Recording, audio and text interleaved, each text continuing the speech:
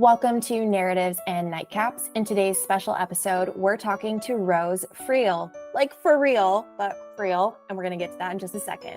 She's the founder and owner of Foreword Lit Consulting. After a decade in the biz of books, Rose has built her own career as a publishing matchmaker and consultant, where she pulls from her experiences in literary agencies and hybrid publishing to connect authors, publishers, agencies, and independent creatives with the resources and introductions to increase forward momentum in their bookish goals, whatever that may be. So welcome, Rose. I've been looking forward to having you join us for months now because we've had this plan for such a long time. I'm so excited you're here, but we're going to kick things off with your story about your last name. Do tell. Yeah, so my last name is nothing special. Like, it is Irish. It sounds German, right? But it is Irish. They dropped the O when some relative came over to Ellis Island and it was like, bye, no, you're done. But everyone in study abroad, so I studied abroad in undergrad for a semester in London and then returned for my master's program to London for 15 months. And there's a grocery store there called Waitrose. And every single American that I ever met there thought it was so funny to be like, wait, Rose, for real? Because it is like the brand name of every grocery store mixed with this like American, for real? For real though? And so that's how I figured out how to get people to pronounce my name, because everyone would be like, Friel.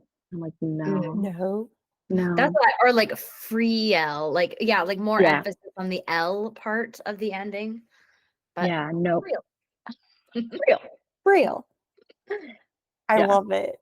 I'm going to think of that every time now. Every time I see your name pop up in my inbox, I'll be like, oh my gosh, it's Rose for real. Wait, Rose, for real?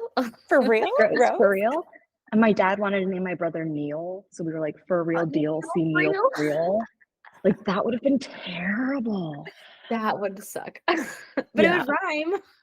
He would. He'd be an incredible salesperson. He's a computer engineer. He doesn't do that. That or like a news anchor, like Neil Friel. Yeah. Oh, for the real news? Or weather would be great. Like weather with Neil Friel.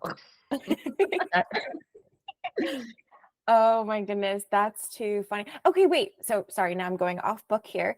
So what did you study and where did you go to school? I fought against studying English for undergrad. I mean, I fought against it because my mom was an English major and I was like trying individuation. I don't know, but I was like, I'll go into business because I always was interested in it. Took one English class, second semester, freshman year, done. Like, sold. It was even like medieval romances. Like, it wasn't even like current lit. It was reading old English, middle English. So then I was in, and then I got a second major in communication studies because they gave out MacBooks to communication students at my college. Wow. That was literally the only reason I registered. But you know what? I got 2 degrees. Yeah. Didn't shy away. And then I got my master's from London College of Communication in Elephant and Castle. It's part of like a 6-school system, University of the Arts London, with Central St. Martin's and Wimbledon College of Fashion and a bunch of like art specific. But the London College of Communication, it is such a tongue twister, is the oldest printing school in the UK. So like, we had actual printers that we used. I learned how to sew up the spine of books. We did like an end-to-end publishing curriculum. So we started with like acquisition and market analysis and ended with like marketing and networking and like putting books out there. Wow. So that was really cool. Wow. That, and so useful to what you do now. I would say, like, having all of that knowledge and background. And I mean, I'm hoping we're going to get into it, but I'm guessing like you didn't know that at the time that this is where you were going to be, but now that you have that experience, that's so cool. That's really cool. And I love the like historical aspect of that too, like literally sewing together the spine of a book. Like, that's amazing. You don't do that in America. No, I was expecting, honestly, like the editorial program similar to NYU, because the whole thing was like, I was looking at paying extravagant rent rates for a US or a UK, regardless, just to be in an English speaking publishing program. Mhm. And then I wasn't going to be able to get paid for an internship in the US because they don't do paid internships 9 times out of 10. Mhm. But I wouldn't be able to get paid in the UK because my visa wouldn't let me. And I was like, okay, it's basically the same thing for what I get out of it. Right. International student fees for the UK was 1 semester at NYU for the entire program in the UK. I was like, yeah, I'm done. I'm going. Oh my I'm in. gosh. That's ridiculous. Yeah. How Wow. expensive that would So have I had been. no idea what I was getting, but Yeah. I loved it. That is amazing. I've got such a travel bug right now. So with you, like even talking about being over there, even recently, Jared and I were like trying to book trips and stuff, and we were looking at some flights in the US, and I was like, these are so expensive. We might as well go to Europe. Like, Yeah, just go. Genuinely.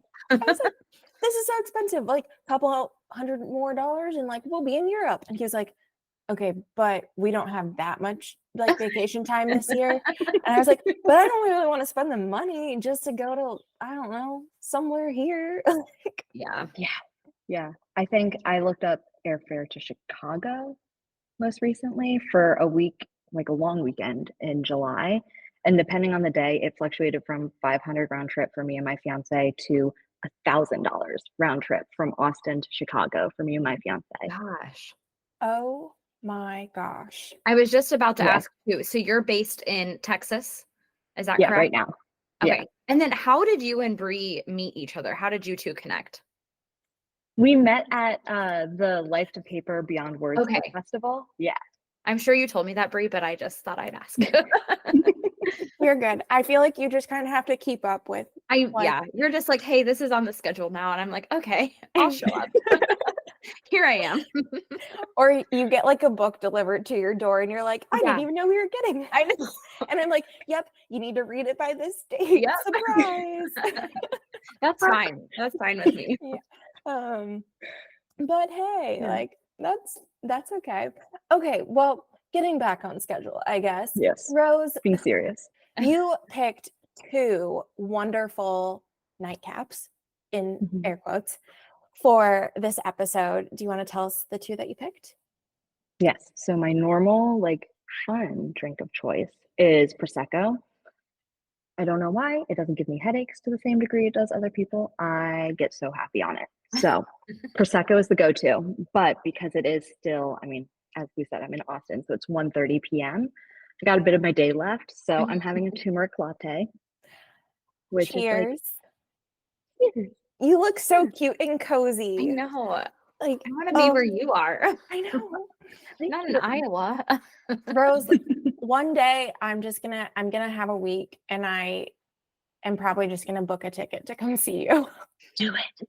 Do it. And I'm just gonna show up. I know, and we've talked about how that's happened before. Like I'll try to give you as much advance notice as possible, but I do have a feeling it's just gonna happen one day. And then we can have turmeric lattes together and be cozy and talk.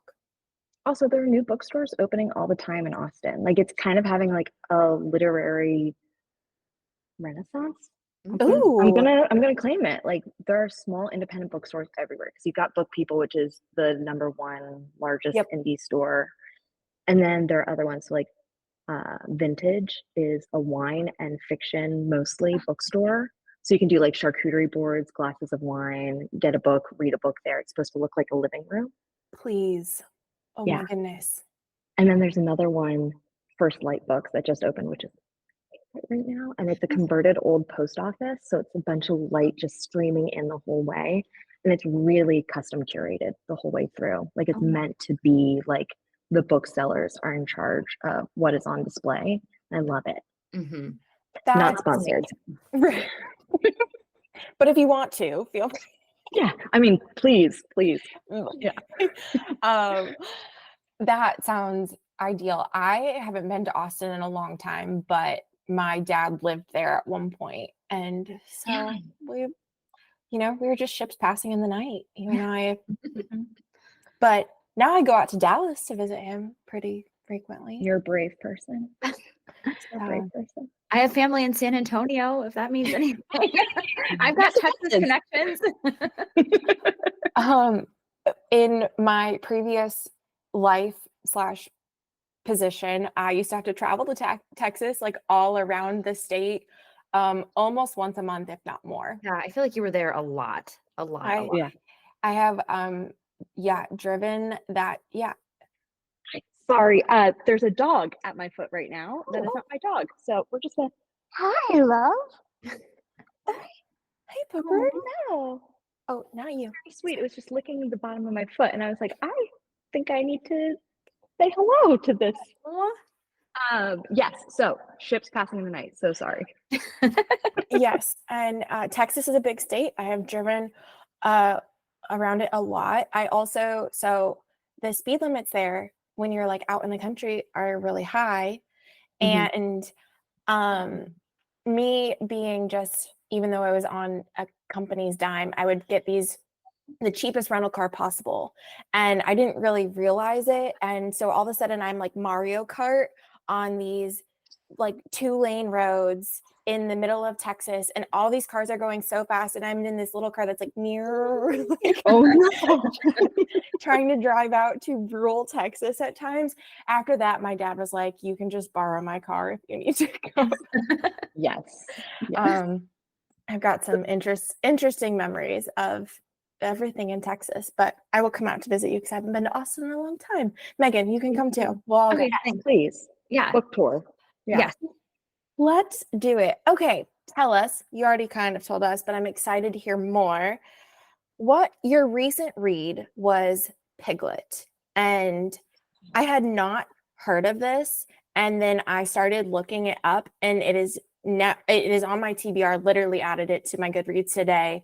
It's a debut author too. I want to say it's her first, and I'm so intrigued by the synopsis. Tell us more. It was so good. But okay, here's the caveat. Okay. I feel as if it has an identity crisis, and I'm stealing that term from a friend who also read it and then read reviews of it after. Okay. So the whole story with this is that I actually have it right here with me. I have a really good friend who is a bookseller in the UK, and she made sure that I got I think this is the UK cover too. So like I was gonna say got that's not the cover that I saw, yeah, but I love that one. yeah. So I've been like having an on again, off again, like love affair with pre-ordering the US version. And somehow she just knew, like, she's that good at her job, or she just sent me the book. Like, I even went back and searched our conversations to see if I had mentioned the book, and I hadn't. So she sent me this and she was like, I read it. I heard it has an identity crisis. I need you to unpack it for me. And I agree. Okay. But I think it's really, really fascinating. It combines the different narrative, like literary threads of, you know, not giving away the most, but also making it really introspective throughout. So you never really know what the big scandal is to the extent that you want to, that causes her to really like define her appetite again and what she wants out of life. That's the whole point, right? Is that she thinks she has a perfect life. She's a cookbook editor. She has a perfect engagement. And then her fiance tells her something 13 days before their wedding, and it makes her redefine what she wants. And she does this through having food and through having conversations with loved ones, both him, family, friends, everything under the sun. And then it switches. And I don't want to give too much away, but it kind of switches to a body horror book towards the end of it. Oh. And so that's why I'm like, it's an identity crisis, because I don't think I would have predicted the body horror elements before in the early half of it. But I'm not mad that they're there either. Yeah. It kind of makes me want to go back and reread the first half and go, okay, what did I miss? Because I was so intrigued by like the introspective narrative, like personal journey that she was on. Yeah. So what's the genre of the book? Okay, so the genre is technically commercial fiction, I think. I'm going to check the copyright page to see what they categorized it Is as. this like a crime? Is this like what is it? What are we reading? It's not crime. It's like it's literary for sure. Like if we talk about like general fiction, commercial or mainstream is usually something you can follow the plot like very easily throughout. And then literary is about like amplifying very on a slow burn level to a point where it just like switches on you and you go, what the Right. hell? Like, what am I reading? Yeah, exactly. But it makes sense when you start thinking back over it. So like it definitely fits that category of literary fiction to start. And the horror, like I want to be clear, it's not like you're seeing like bodies like cut open. It's not a lot of blood and gore, but it definitely like encapsulates that female experience of looking at your body and going like, what happened? Like, what am I doing here? Is this worth all of the sacrifice that I'm making in other parts of my life? Oh, So then when she starts giving into temptation more, her body starts changing, and that's where like the horror kind of switches in. okay. Wow. I'm kind of fascinated. Yeah. I genuinely want everyone to read it just so I can have more conversations with like explicit detail because I need to talk to people about this book. Oh, I feel that. That's kind of why we started this podcast. Yeah. Yeah. Yeah. Yeah. It almost sounds like it's like psychological too. Like you see this change happening, or like, from that perspective or whatever. But I am definitely intrigued. I will add this to my TBR too. Yeah, please do. What are you guys reading right now? Oh, man. Well, Brie, I was gonna say, go ahead. You You're go. reading like 12 books at a time. You go first. You go, Ashley. Well, I'm reading right now our ARC read, and I'm tandem reading very change. So the ARC read is, I would say, more like LGBT YA type of novel. And then I'm on the side reading one of our other authors' books, and she is very gosh, I don't want to say smut because I feel like that underplays it, but it's very like it does. BDSM, like very high Okay. kink. So I'm like YA and kinky at the same time, and I'm not sure how I feel about it. I feel like the next logical read is Allie Hazelwood's Bride. Like, I feel like that is your next step because I haven't read it, but I've heard that has like more fanfic-esque smut, like BDSM kind of things in it than the normal teen YA. Yeah. Okay. Interesting. I haven't read that yet, but everyone's kind of talking about it. And when I first saw it on the shelf, I was like, whoa, this feels like she's headed in a different direction from what she was writing. So I'm kind of intrigued, but that's hard to do as an author too, to really depart from what you were doing. So interesting. Yeah, Megan, you are covering a range. I have a whole range. It's Kyle's like, my husband is like, what are you doing? I'm like, I don't know. I like read 2 chapters of one and I switch and read 2 chapters of the other. And I'm like, this is a weird cross section that I'm in. Yeah. It's first they're sour, then they're spicy or sweet. Exactly. Oh my goodness. So I'm also reading that ARC. I'm reading another book right now because we have an author interview coming up as well with D.L. Jennings. So I'm reading, so he's coming on soon. And so I'm reading the first one in his trilogy, which is Gift of the Shaper. That's a part of, so the 3rd book in his trilogy is coming out this summer. And my goal is to be caught up to be able to like actually read the 3rd one that comes out, but we're going to be talking to him soon. And his book has been on my list to read I like fantasy and high fantasy. So I've been wanting to read his book. So I'm reading that right now. We both just finished The Night Circus, which has been out for a long time. And Megan and I haven't even talked about it, so we can't get too into it. Can I tell you a side story about it so that I don't ruin? So I got fired for reading The Night Circus by my father. Swear to you. My first job out of like high school, like that summer before college, because it was so tumultuous, my dad was like, we need someone to answer the phones at the front of my office. And my dad owns his own agency. Like he is a insurance agent. I was working with my mom, my dad's longtime office manager, and like one other person. And I wasn't picking up the phones fast enough because I was reading The Night Circus. Oh my And my dad was like, you don't need to come back anymore. I think we've got it. Oh my God. To be fired by your own dad. Yeah. To be fair to you, it's hard to put down. Oh yeah. Yes. Thank you. It it is hard to put down. And I will, and this is now, I won't get too into it because I know we have to talk about it. Yeah. I was talking to Jared because he was asking me what I thought about it. And I said, there were times that I was worried it was going to get slow and it never did. Like I would kind of hit a point and I thought, oh my, like this might be where we hit a bit of a lull and then never happened. It's hard to put that one down for sure. Yeah. Yeah. So, okay. Well, when that episode comes out and you do talk about it, like let me know within 20 minutes of it being out there because I need to hear your discourse on it. Okay. So just finished that. And then I also just finished the entire Throne of Glass series. How long did it take you? Oh my God, almost a year. So I still haven't fully recovered. Like that series changed my life. And have you read it? Okay, so no, I have not read it. One, I'm not a huge fantasy person, which is bizarre because like I love working on fantasy books with authors who are going on submission. I'm really good at analyzing the market with it. But because I take that like almost like Joe Goodall space, like step away where I'm like, let's observe nature in its natural momentum. When it comes to books like that or like Where the Crawdads Sing, I never read that either, but I read all the articles on it the entire time.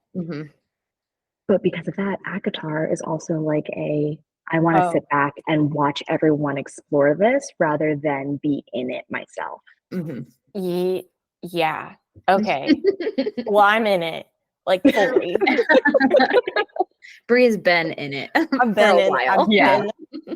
I've been like, I have liked fantasy. I mean, since I was really little, like I'd love to read fantasy and I've read ACOTAR, everything that's out and I loved it. And then Throne of Glass was like, this is going to tell you how much I love it. I mean, it was like masterpiece level to me from, if you looked at the full, like looking at the full 8-book series, the adventure and the journey that you go on from book 1 through the end is so incredibly well done. And the secrets and the surprises and how it's all layered and put together. I mean, I would write an entire thesis about it. I think you should. It's fascinating to me. It's absolutely fascinating to me. I'm getting Jared to read it, so that's really cool. I enjoy that. I got him to read because I don't really have anyone to talk to about those books specifically. I'm not a fantasy reader either. Sorry. So Megan doesn't read those. But so I got Jared to read part of the ACOTAR series. He didn't read the whole. He read books 1 through 3, and then per my recommendation, I said to him, I was like, "You can probably not read the rest. It's fine." Like. You hit the highlights and that's good. So he started Throne of Glass. He's on book 1, but I do love it when we will walk our dog at night and I'm like, okay, so where are you at? And he's like, well, you know, I think Dorian is suspicious. And I'm like, do tell, like Dorian's tell me more. Why do you feel that way? And he's like, I have theories. And I go, give me all your theories. I want to hear these things. And then, you know, maybe a year or 2 from now, he'll be done and we can talk about the whole thing. But he's a much slower reader than I am. Whereas like the last book is almost 1,000 pages. And and this is long in the Throne of Glass world, but I think I read it in a week, the last one. It kind of mixes the Harry Potter turnaround of readers. Like, remember when those releases came out and it was like, if you didn't finish it before school the next morning, you were behind. Oh, I was a Harry Potter pre-orderer. Like I ordered those things. I'm impressed. I would stand, there used to be in my hometown this little like hallway of a bookstore. It was called Coffee Town Beans and Books. And they had, I think that was it. And it was basically like no air conditioning. So middle of the summer releases, done. It was Maryland and it was super humid and it was just wrapping around the store. And then they would bring it out at midnight and I would stand there and there were like literal moving fans in front of everyone, just trying to keep us cool. So you outsmarted the system. Yeah.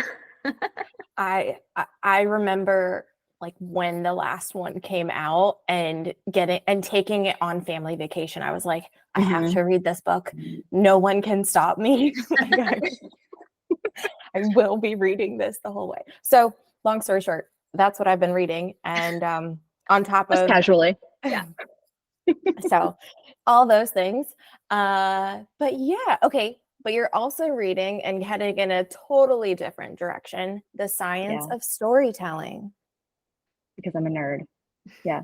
Oh, I've got, what's it called? It's over there. Like Save the Cat Writes a Book. So you're good. I've got standard. Like here it is. It's all folded up and I've been scribbling in it the whole way through. Like, it's great though. Yeah. And it's much more accessible than a lot of the books on storytelling, and it doesn't rely on understanding the words of like style and tone and voice, which honestly, you say it 9 times out of 10 and people don't understand. They think it's the same thing. But this one is like actually about the psychology and neuroscience behind the ways that we tell and receive stories as human beings, and how that is a distinct feature like of our species and why. Rose, it's now a requirement for you to provide book recommendations of all genres moving forward. I literally just, as you were talking, added Piglet to my Goodreads list. So okay, so then I'm going to plug one more here. yeah. This is what I'm reading right now. This one's weird. Okay, it's very weird. It's kind of like okay, it's based off of Demeter and Persephone and the thing of Persephone. Yeah. The one where Hades takes her down. It's like same plot as Hades Town, kind of too, like prequel-ish if you're a musical theater person. But then they place it in like upstate New York, like very fancy billionaire lifestyle, and like a young girl who's just trying to make her own identity in the world. And her mom is this like GNO super PAC person who runs a bunch of high profile things to keep the world moving, aka the grains. And it's really good, but then instead of the pomegranate, it's an opioid. It's like a painkiller that the girl gets hooked on. Oh my gosh, that sounds really good. Also, yes. Also, yep. Yeah. Oh, so I'm like unable to put it down right now. Yeah. That's yep. We still have a couple months where we have not chosen books, so these might have to get got you. Rose, do you want to come back when we and do it and do the book review episodes with us? So yeah, we haven't had we haven't had a guest on like one of our book review episodes in a minute since Sydney did. I know, but that was so much fun. Book number 2, I think, from last season. And not a very good book. And not a good book. Yeah. What book was it? Layla. It was Colleen Hoover's Layla. Highly don't recommend. So backstory, we like, obviously Colleen Hoover is huge as an author. And so we said, like her name is really big. We should just read something. Yeah. And I think lesser known. Yeah, we're like, let's pick one of the lesser known books and see how it is. Which, so also more backstory, Megan and I had both read Verity and did really like Verity. And so then we decided to read Layla, and it just didn't hit the note for us. No. It may for other people. But that said, it was an entertaining conversation. Yeah. I remember I take like the same stance on Colleen Hoover as I do with the other titles I said, where like I want to draw back. But I do remember reading in December, I think maybe early January, when they were doing the sales reports from the last year, and everyone was freaking out about how like bestsellers don't exist anymore. The market is so saturated, blah, blah, blah. I'm like, you did that to yourself. It's fine. There's still great books going around. Everyone's happy. We don't need to make a doomsday out of it. Yeah, we're like, it's good. Everything's fine. But Colleen Hoover sold the most unique copies in fiction last year, but her number is not even like a percentage of what bestsellers used to be in like the early 2000s. Like she sold a significant amount more than anyone else across all of her titles, but you have to combine them all. Like it's not a specific title. We're dealing more with like brand authors now than when we had like the hot release. Right. Yes. Interesting. So it's like they're selling their name versus like the true book itself. Yeah. So actually, here's my fun fact about how to tell if it's a brand name author. If their name is bigger than the like title itself, that means that they're selling on the quality of the writer's fan base rather than the quality of the book. Oh, well, that's a pro tip, literally pro tip. So thank you. Literally. Yeah. I am, so talking about that though, I am like fascinated by her journey from being this self-published indie author to this now household name author. I find her story to be really, really interesting. But I don't know that a lot of people I mean, I've said that to people before. I'm like, oh yeah, she republished this book, which I haven't read. I have no opinion on it, but it was actually a self-published book beforehand. And now with her name, she's able to traditionally publish it. And a lot of people have no idea that process, which is, I mean, a lot of self-published authors are ultimately wanting that. Not all of them, but a lot of them do. So I find her story to be quite fascinating. And in that regard, I am like you, where I like to sit back and kind of watch what happens with her stuff.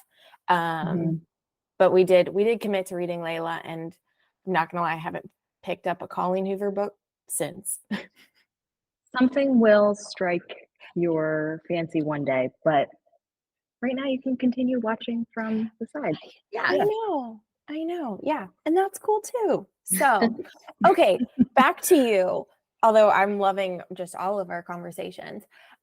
Take us to, so after college, but take us to the beginning of your being involved in the biz of books and where that started and how that started prior to Foreword Lit. So that undergraduate semester abroad that I mentioned way back at the beginning is my first internship, right? So I got into the BU English and Communications internship program in London. That was like the longest title ever for a study abroad program, but I didn't go to BU. I ended up going to this program, and they would place you just upon your academic credentials and your interests. And somehow they placed me at Simon & Schuster UK. Like it truly was the most glorious surprise. Wow. Yeah. That's and big time. So it was huge. It was huge. And I worked there for like 10 weeks. And actually, I think when I was there, the book that inspired you on Netflix was like on their list. Like they were putting it out at that point. So that was the big buzz. It was 2014. And I spent a lot of time in the mailroom, always sifting things from fan mail to authors or correction, whatever, and sorting it into letters for agents. And that's when I first learned about what a literary agent is. And that's when I decided, I was like, that's what I want to be. I was like, that's it. Because it's just so cool. You get to be their confidant, their critic, their cheerleader, like their gladiator, essentially. I was really into Scandal at the same time. So I was like, this is great. I'm going to do this. And I did a lot of editorial internships for 6 years, all mostly unpaid. I will say there was 2 that were paid. And I worked with agents exclusively over and over again and read their submission piles, which is important to what I do now. But I would read through the submission piles and then pitch those books to the agents who were considering things, because odds are the agent isn't going to be the first person to look at your submission, just because their time is really valuable and they're only working for commission. So unless they're working for someone who's already on their list, they're actually losing money in that endeavor. It takes a lot. So I got the submission view there. And then I worked around for a little bit and I moved to Dublin and I worked reception jobs, which no one fired me from for reading for 8 months. And then I went and got my master's and I really enjoyed like project management there.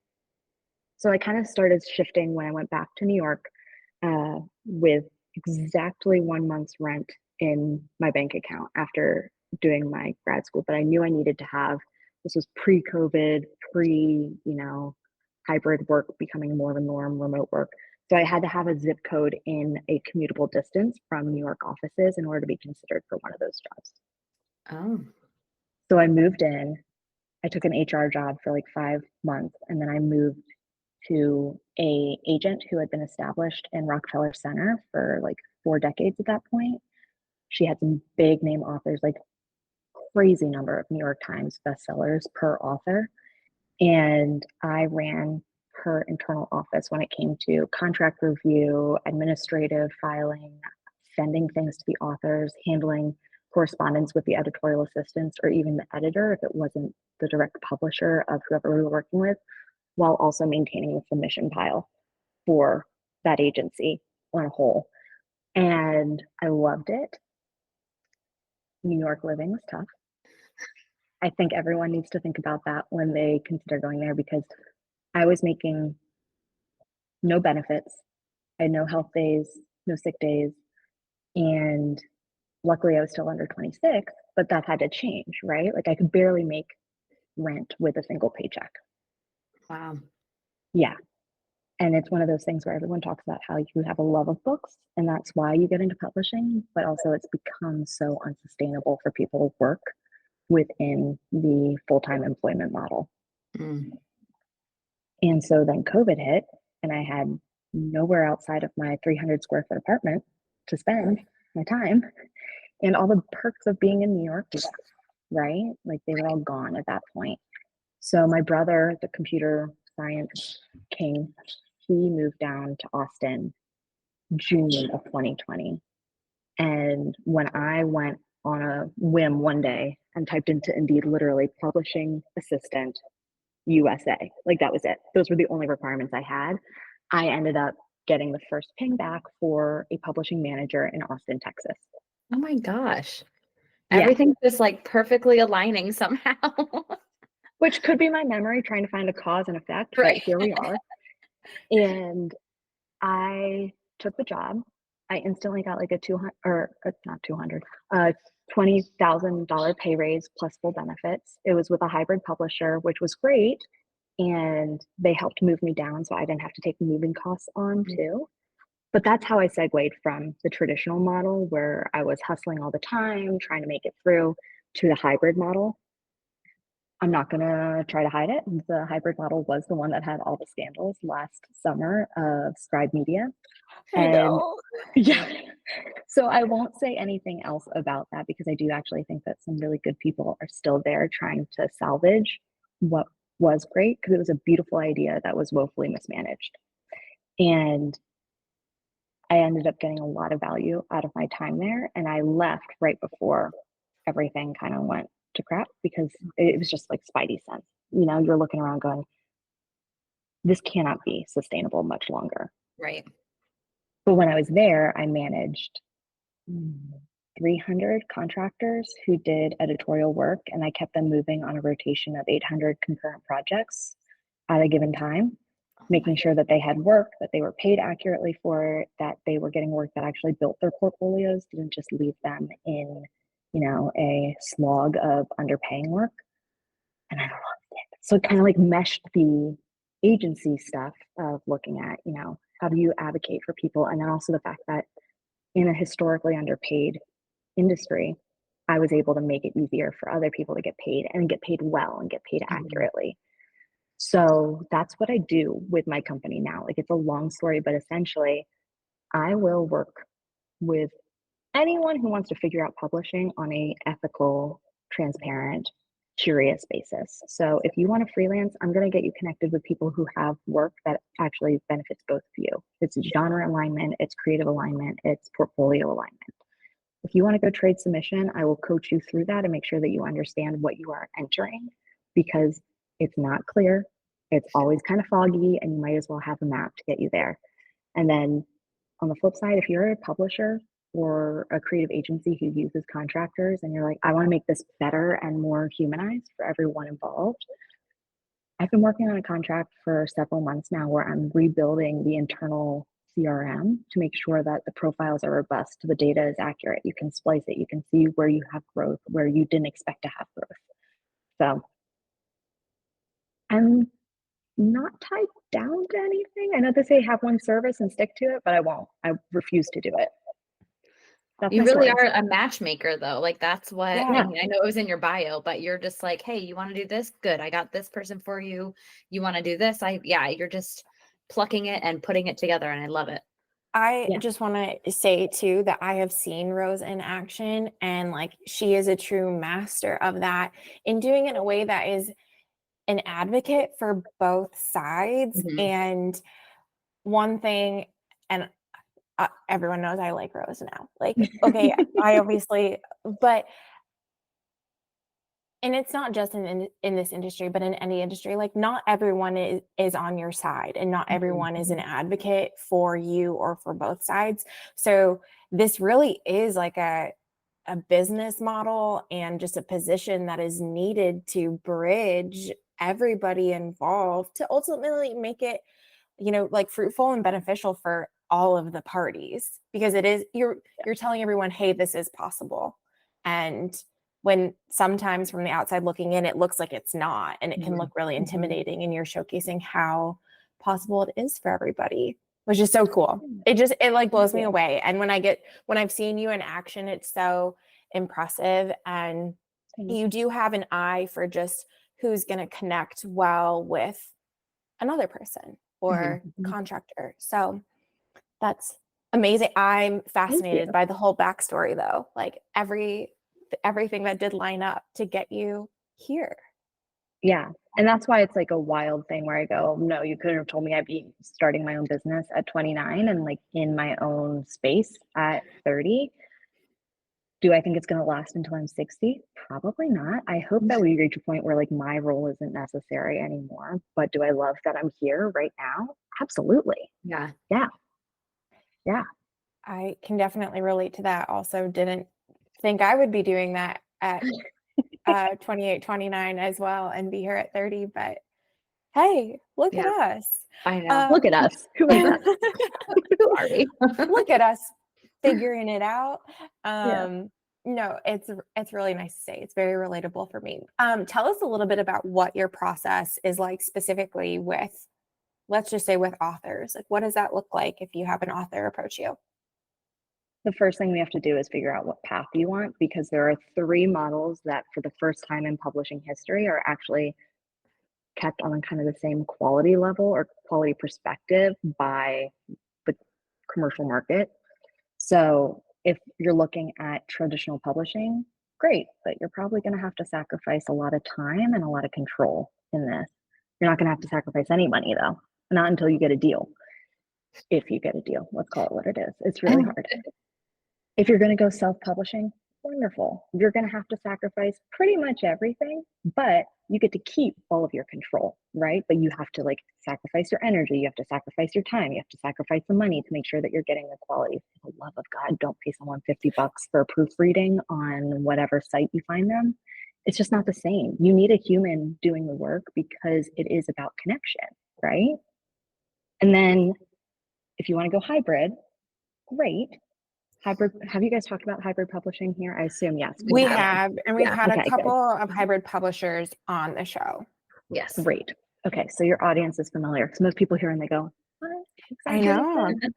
But hybrid is that middle ground, right? Where you're getting all of the expertise in kind of a one fit package from the trade model, all the people who recognize that it was not as sustainable as they were told or taught to believe.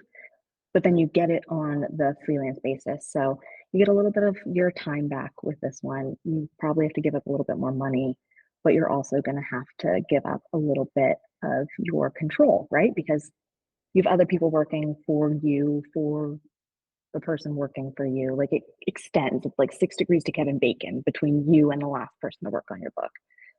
So that's the first thing we do is we talk about those models, and then we talk about the author's immediate goals and capacity. So what do you have right now that you just don't have flexibility on? And then we can start honing it in, because I'm a firm believer, like Colleen Hoover, if you do one of them well, you can kind of move between the different platforms. You just have to actually commit to doing it well. Yeah. I think that is just with you saying that and thinking about the authors that I have connected with or worked with or talked to in any way, shape, or form, the ones that just commit to whichever path they want to do, none of them are wrong. But the ones that commit and stick to it are the happiest with the end product. It's the ones that like can't make the decision. And I think what you said, where you kind of lay it out, like, here are the options, here are the paths, this is what this one means, this one, and this one.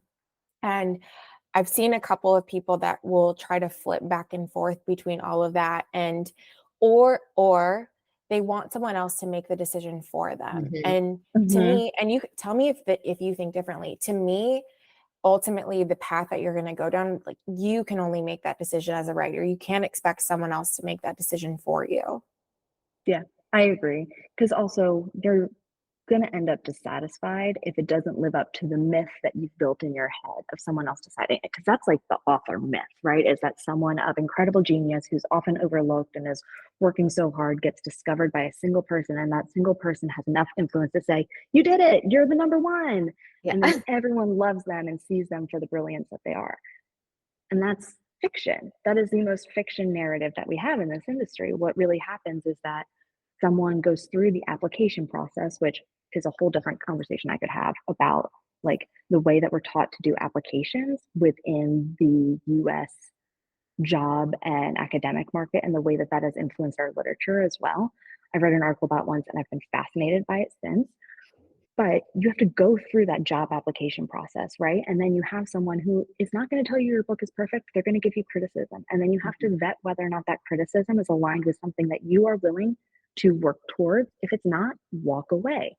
And then you have to do that over and over and over again. And hopefully at this point, you're building the team behind you that's actually going to support you and make your book the best it can be while still being your book. Right. Well said. Thank you. Well said. Like, Thank you. we should submit this to TED Talk. Yeah. I get really, really passionate about this stuff. So I think it's amazing. Okay, so this is kind of a two-part question that I have, and I'm going to start with probably, I don't know, I'm going to call it the darker side because words are escaping me. But like, what are some of the biggest mistakes or obstacles, I'll throw that in, that you see authors either making or facing? And like, how do you what's your advice to them, or how do you help them navigate those challenges? So two answers come to mind immediately, but they both kind of fall under the same umbrella. So I will say, like, your biggest obstacle as a philosophy is expecting it to be as simple as it seems in pop culture, right? Like, you are going through a learning curve and it is going to be steep, and it's going to give you blisters. So like, get ready for it. The two ways that this comes through are if you say, I am going to write a book. False, patently false. You are writing a manuscript and then you are turning it through the production process into the commodity of a book. And then the commodity of the book is sold. Like, those are three distinct phases throughout the writing, the production, and the selling. And you should treat them with equal reverence and curiosity. So like, go all in, but you need to give them each the space and time that they need. You can't say, oh, well, I wrote it, it should all be done now. Because honestly, there's so much craft going into those production stages and the marketing stages. It make me want to bang my head against the wall when people, they're like, this is my book. And I'm like, no, your words of wisdom, I use them now and I share them with everybody. I'm like, Rose told me this is what she says. And I now use that. I'm like, this is a manuscript. It's not a book. And I told that to another editor recently. I was like, here, let me tell you what Rose shared with me so that you can use this with your authors, because it is so helpful and it's so true. And when you said it, I was like, duh, that makes so much sense. But yeah, it makes sense for us on this side of the equation. Yeah. but for a lot of other people. And then the second one that is like also a learning curve of like deconstructing your beliefs about publishing is that most bestseller lists bought, most reviews bought. Those are all gamified structures that were essentially created as marketing techniques for different ways of exuding authority or giving credibility or giving flavor to the marketing of something. So like right now, everyone's kind of catching on to that. I mean, you've seen USA Today and Wall Street Journal both disappear for a period of time. USA Today is back now, but saying like, I want my book to be a bestseller, it's like, okay, are you going to pay the marketing for it? Are you going to pay that marketing fee? Because that's what everyone's doing. So it doesn't matter if you're buying bulk copies, which they will call you out for, or if you're doing an organic grassroots, like influence the indie bookseller level. Whatever it is, that's a money thing. That's not because someone, again, saw you and said, it's brilliant. We all should buy a copy. Let me buy 20 for my greatest friends and family. That's what I've told people on the reader side is, hey, the bestseller list doesn't mean they're the best books out there. So I'm not saying don't look at them. I'm not saying you can't refer to them. I'm not saying there aren't good books on it. No. But what I am saying is that they're not going to be like all of the good books that are out there. There are plenty of others, and maybe don't just stay so focused on what that list is telling you. That's it's a wake-up call. It's a wake-up call when you initially get involved in the industry.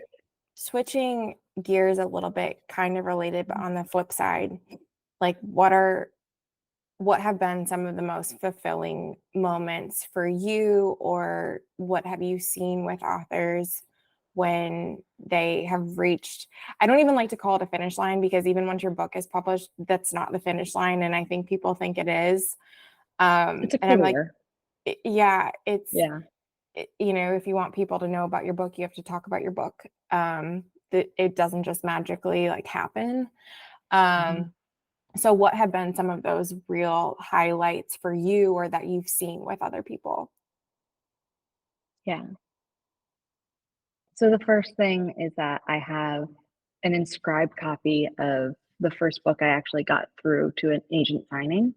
And it ended up being a total unexpected, again, like that cause and effect thing you said, Megan. Like it was an author who I found in my second internship.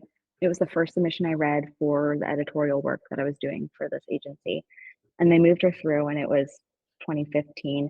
She ended up getting USA Today bestseller. She was sold to HarperCollins. Like everything was great. And I kept using that anecdote, like, oh my gosh, it was so cool to watch this go through. But I never talked to that author.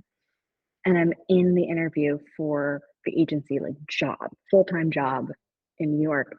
And I'm telling the story to the agent who's interviewing me, who ended up being my mentor and like is still one of my closest friends. And she goes, are you talking about The Drowning Game? And I was like, yes. And she goes, the author's my neighbor. And she like lived in Colorado, had flown out for this interview, but they lived near each other. And because of that, when that agent came back to train me, she brought like an inscribed copy of that book saying like, you'll never know how much this meant. Thank you so much. That is amazing. Well, that was really cool because it is a small community. Like, yeah, I know. I keep it on my desk. I mean, how do you not see the long-term benefit of doing this kind of work in that moment? If we're talking about authors, like what authors experience, like seeing it, not what I think is like the most complimentary moment of my career. Concerning it's at the beginning, but you know, it's fine. But when an author has someone reach out to them that they've never seen the face of, heard the name of, whatever it is, and it's like, I really like your book, especially now that I do a lot of work in the self-publishing nonfiction space, like, or hybrid publishing self-fiction space, like having that ability to connect with someone else and have them understand you, even though you'll probably never meet in person, probably not meet someone in person you met via snail mail. I'm going to call it what it is. it's just so cool to watch authors have that moment because it's different than the bestseller moment, right? Like the bestseller moment is what everyone expects to be the champagne moment. To me, the champagne moment is when that person receives unsolicited compliments from someone else who actually benefited from their book for whatever reason. It was instructional, it reminded them that they're not alone, it made them laugh, it made them cry, whatever it is. Like that's the reason that you wrote the book, even if you don't know it outright. So I just have to tell you all like a quick story, and it's not even my story, but it was just so heartwarming to witness. So I was at the author event a couple of days ago for Ginny Meyerstein because her book just came out. So I went to her author event. We had her on the podcast, like we talked to her. I met her at Beyond Words too. So I go to this author event and everything, and I was then standing in the little line afterwards because I'm for sure gonna get her to sign the book. Like I'm not just walking away. And the girl in front of me pulls out all 3 hardcover books that Ginny has out in the world. And to Ginny, she goes, I flew in from Connecticut today. This is an event in Florida. She's like, I flew in from Connecticut today. I heard you were going to be here. You're one of my favorite authors. Oh like, my gosh. You guys, it had nothing to do with me. And I just like, but to your point, you just know that is the moment that absolutely makes that experience. And I'm like, at this moment, I'm so excited for this girl, this young woman, and I'm so excited for Ginny, and I'm just like lost all train of thought because it was so incredibly sweet and amazing that this girl was so impacted by her stories. And you do know that, and I think Ginny even posted about it then on social media later about the whole encounter, and I was like, I just feel honored to have witnessed that. You have to feel honored at that point. Like there's no other way to describe witnessing that sort of exchange between people simply because of literally ink on page. Like that's it. It is their conversation, but they connected with ink. Yeah. Absolutely. Oh, that's so sweet. So any others? Anything else? Oh God, I'm on the spot here. I I know. mean, that is the point of a guest interview, but I think that's a strong one. I mean, the best thing is knowing that it's easier for other people to put a book out because as much as, again, we say like it's a doomsday kind of industry where, the e-reader's the end of the book, the TV is the end of the book, radio's end of the book. Now, people still go back to it. It is an evergreen commodity in that this is how we showcase. That's why we have a whole bookish trend right now, right? Of how to style your library, because it is how you show your internal landscape. Like you show who you are, what you think about, what you do. And so I don't really know where I was going with this, I'm gonna be honest, but I think it's something that should be accessible and people should have information. That was where I was going. It's something that should be accessible. We should have information about it. We should be able to discuss the ways in the market goes, not in a sense of like, this is good, this is bad. It should just be like what works for you? What are you trying to do? Yeah.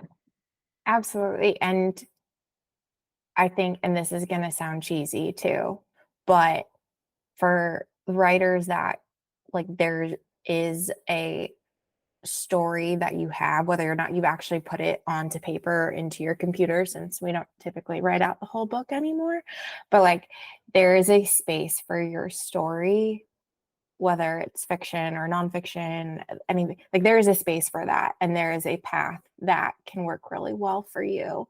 And I wish more people knew that. Okay, I do have one more story because of what you just said. Yes, I just remembered it. So I was working with this one author who wrote, like, she didn't share her story for ages. Like, it was literally her memoir about CPTSD.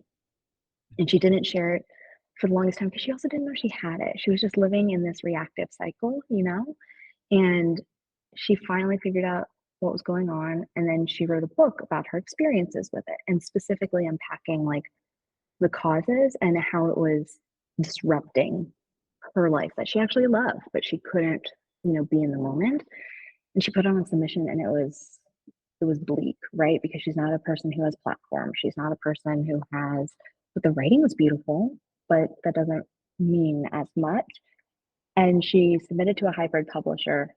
She writes, and they wrote the kindest editorial letter back to her about how great it was and how excited they were that she had submitted to them. And even if that's a sales pitch, like, you have to acknowledge that because it is a pay for service kind of thing, it can be a sales pitch. Watching her react to it via email, like, I've never met this person face to face, like, we are always on phone or email. She was like, it was so nice to finally be seen and finally have someone tell me something valuable about this book who I wasn't, hiring to get her to the next step. And I was like, no, I would tell you if your book was garbage. Let's call it what it is. I would tell you if you need to go work on it, but this was good. You just were in a tough market for that time. But she's so happy now. She publishes next year. She's thrilled. And that's great. Yeah. That's amazing. That's so, if you find the right partner, like, whether or not it's a little bit pay to play, like, if you're finding the right partner and the people that just want to make your book the best that it can be, that's so fulfilling no matter what. Yeah. So that's amazing. Well, Rose, is there anything else you want to talk about, chat about, tell us? I don't think so, guys. I feel like I've been wrung out of all of my good stories and things, but this has been wonderful.